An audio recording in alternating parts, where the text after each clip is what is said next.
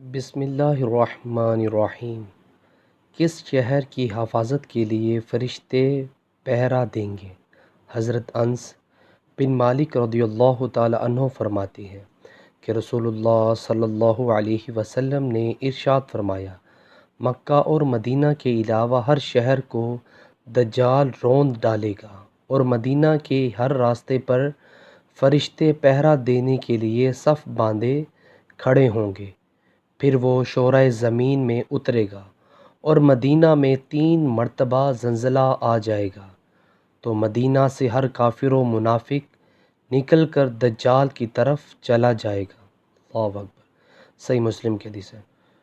Viewers, ہمیں بھی چاہیے کہ ہم اپنی زندگی کو اسلام کے مطابق بسر کریں اور اپنی آخرت کی تیاری کریں۔